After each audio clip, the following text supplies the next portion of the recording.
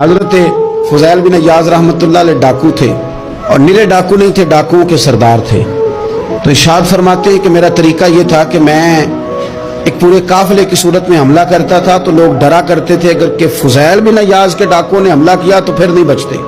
एक दिन गुजर रहा था तो एक कारी साहब आयत पढ़ रहे थे, ला तक़नतू मिन रहमतिल्लाह, अल्लाह की रहमत से कभी नाउमीद ना होना, इन्नल्लाह यग़फ़िरुज़्ज़ुनूब जमीआ, बेशक वो सारे ही गुनाह माफ कर देगा।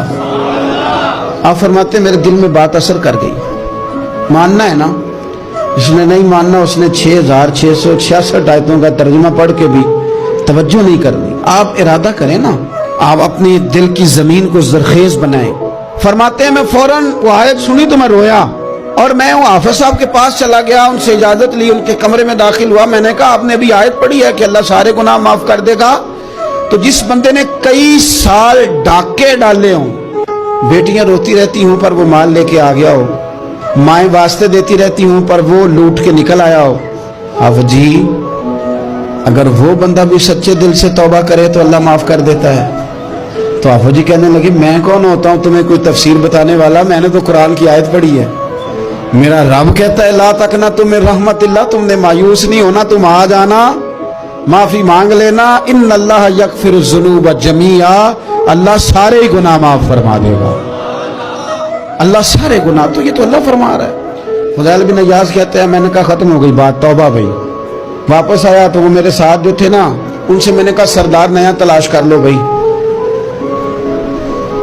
अब इरादे बदल गए, प्रोग्राम कुछ और हो गया। अब तो लोग हमें ताने देंगे, अब तो लोग बातें करेंगे कि उथे की लैन जाना है। फुज़ैल बिन अयाज़ कहने लगे बस भाई तौबा करनी है, अब तुम कोई और सरदार तलाश कर लो।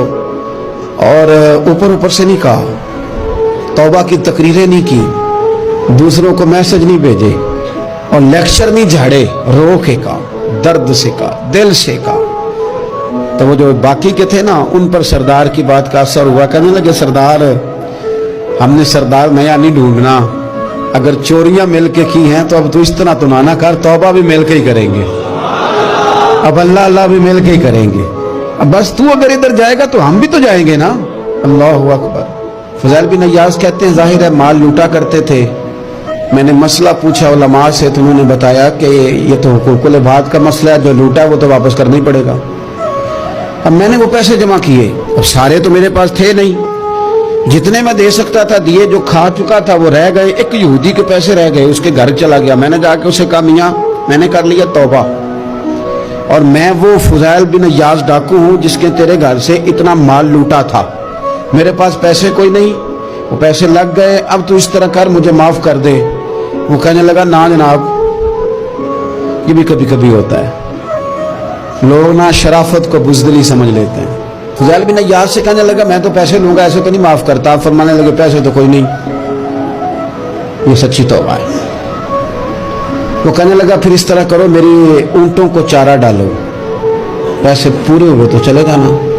कल डाकू थे, अभी वो तलवार चलानी आती है, नेज़ा चलाना आता है, डटना आता है, आसाब मजबूत है, मसला कोई नहीं, लेकिन तौबा सच्ची की है ना, ये सच्ची तौबा वाले लोगों का तरीका है। उससे कह सकते थे कि जा आज तो लबदनी ले ले, तुझे कहा माफ कर दे, तू तैयार ही नहीं मानने को।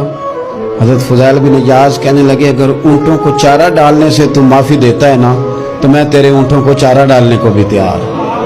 क्योंकि राजी अल्लाह को करना है, अपने ज़मीर से बोझ उतारना है, बंदों के सामने सरखुरू नहीं होना, अल्लाह के हुजूर होना है।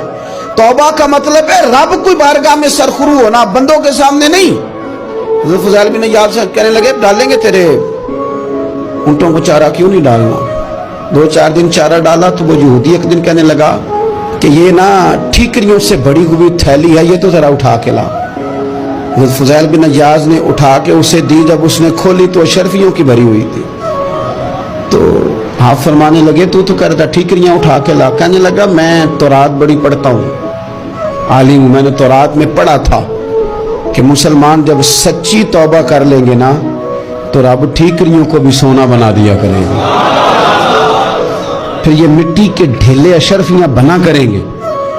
तो मैं ना तेरी तौबा चेक कर रहा था, ये इसमें मैंने रोड़े बड़े हुए थे, लेकिन तू उठा के लाया तो तेरी तौबा भी सच्ची है और तुम्हारा दीन भी सच्चा है, اب اس طرح کہا، معافی اس شرط پہ دوں گا کہ مجھے کلمہ پڑھا تاکہ میں بھی مسلمان ہوں.